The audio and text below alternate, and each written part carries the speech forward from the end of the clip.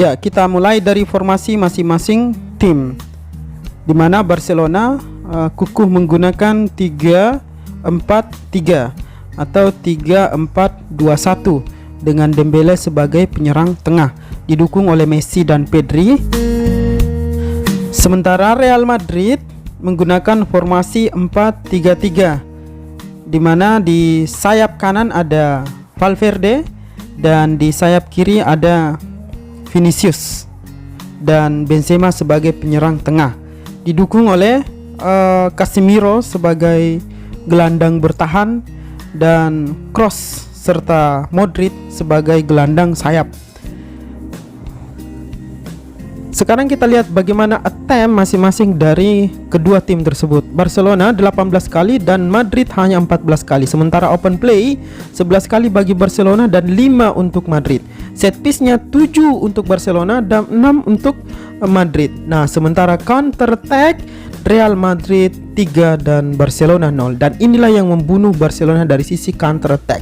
Sejak dulu kekurangan Barcelona dan kelemahan yang paling sering dieksploitasi oleh lawan adalah di bagian counter attack itu.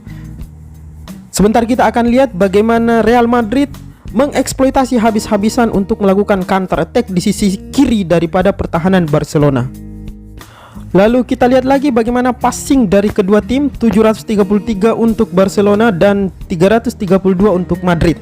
Cross 21 untuk Barcelona, 12 untuk Madrid. Through ball 2 untuk Barcelona dan 0 untuk Madrid.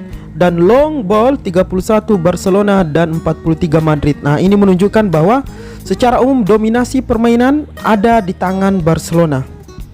Namun jika bicara efektivitas, tentu saja Real Madrid lebih efektif dari Barcelona. Meskipun penguasaan bola Barcelona seperti biasanya 63 atau 64% dan sisanya hanya dimiliki oleh Madrid. Tetapi 3 counter attack yang dilakukan Madrid benar-benar membunuh Barcelona. Nah, kita kembali ke formasi yang sebelumnya, teman-teman. Kita lihat bahwa Barcelona menggunakan skema 3-4-3, di mana pemain depan itu adalah Dembele ditopang oleh Messi dan Pedri. Sebetulnya formasi yang diinginkan oleh Ronald Koeman pada kesempatan ini, di mana totalitas menyerang, karena ada 3 back dan 2 sebagai gelandang jangkar, dan Jordi Alba dan juga Des lebih bebas untuk mengeksplor area pertahanan lawan. Jadi kira-kira formasi yang diinginkan oleh Koeman seperti ini. Jadi ada 5 penyerang yang berada di atas, ini betul-betul akan menguasai dari sepertiga area dari pertahanan Real Madrid. Akan tetapi teman-teman, disinilah cerdiknya Zidane.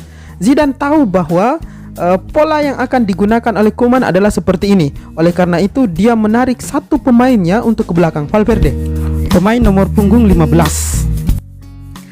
Lalu pertanyaannya, kenapa Jordi Alba harus secara khusus dijaga dalam pertandingan kali ini? Karena Jordi Alba punya kecepatan, punya skill individu yang bagus, bahkan sering mencetak bola, mencetak gol maksudnya. Ketika Messi dalam keadaan terkepung, dijaga ketat oleh lawan, maka Jordi Alba akan datang untuk membuka kembali ruang. Dan ini sangat berbahaya karena selalu ada ruang kosong di sayapnya, dan itu bisa dikonversi menjadi gol, teman-teman. Pertanyaan selanjutnya, kenapa harus Valverde? Nah, kita lihat statistik ini. Ternyata Valverde memiliki karakter bertahan, ya. Meskipun memiliki kemampuan untuk menyerang, tetapi memiliki karakter bertahan. Karakter bertahan inilah yang dibutuhkan dalam pertandingan kali ini, di mana dia akan secara khusus menjaga Jordi Alba. Sementara itu Marco Asensio meskipun bagus dalam penyerangan, dalam kemampuan memberikan passing, akan tetapi tidak memiliki kemampuan seperti yang dimiliki oleh Valverde, yaitu kemampuan defensif midfielder. Nah, inilah nanti yang menjadi petaka bagi Barcelona. Kenapa? Karena kemampuan bertahan dari Valverde digabungkan dengan kemampuan menyerang. Nah, itulah yang membuahkan gol pada babak pertama sekaligus gol pertama. Seperti yang kita katakan di awal tadi, bahwa yang diinginkan Koeman adalah penyerangan secara totalitas di area-area pertahanan lawan, di mana ada 5 pemain di sana yang pemain Barcelona yang akan menggempur habis-habisan. Kita lihat di sini ada Alba di sebelah kiri, Pedri kemudian jadi kreator lapangan tengah, kemudian Dembele sebagai penyerang tengah, dan di ujung sana ada Messi dan Des. Nah, Akan tetapi kita lihat ya, sekali lagi kita lihat bahwa kecerdikan Zidane kemudian membawa Valverde ke depan. Nah, di sini kita lihat bagaimana jika Valverde kemudian terlambat untuk kembali ke posisi sebagaimana yang diinstruksikan semula. Nah, itu akan menjadi malapetaka tersendiri bagi Real Madrid. Kita lihat di sini Valverde terlambat untuk mengawal Alba, dan Alba sudah dalam kondisi kosong. Nah, apa yang terjadi setelah ini? Nah, Jordi Alba berdiri bebas dan sendiri. Kemudian kita lihat Messi siap-siap untuk memberikan umpan kepada Alba, dan Alba setelah ini akan memberikan umpan kembali kepada Messi atau Dembele atau sekalian untuk mencetak gol. Nah, inilah berbahaya jika dibiarkan lolos Alba. Maka sekali lagi ini kejeniusan daripada Zidane. Jadi ada 5 pemain belakang Madrid yang menjaga area pertahanan, dan kemudian gelandang Madrid kemudian tertarik ke belakang untuk mempersempit ruang gerak daripada Barcelona, dan inilah yang akan terjadi. Begitu sulit Barcelona untuk membuka ruang untuk mendapatkan peluang-peluang berbahaya untuk Real Madrid. Jadi kita lihat di sini di mana ruang yang dijaga oleh Madrid betul-betul sangat ketat sekali, dan shaping yang dibuat begitu tertib, dan jadinya Barcelona hanya berputar-putar di area-area yang tidak dapat menembus langsung ke jantung pertahanan dari Real Madrid. Nah, ini Pedri dijaga ketat oleh 5 pemain Madrid. Jadi model seperti ini sebetulnya adalah model untuk merebut bola secara cepat dan akan berlari ke depan ke area pertahanan Barcelona, dan pola ini selalu berhasil. Oleh karena itu Barcelona sering kali kehilangan bola ketika Pedri kemudian ingin memberikan umpan-umpan cantik kepada pemain-pemain depan dari Barcelona. Nah, ini model yang akan terjadi ya teman-teman. Ketika kemudian bola direbut, maka model shaping yang dilakukan oleh Madrid seperti ini.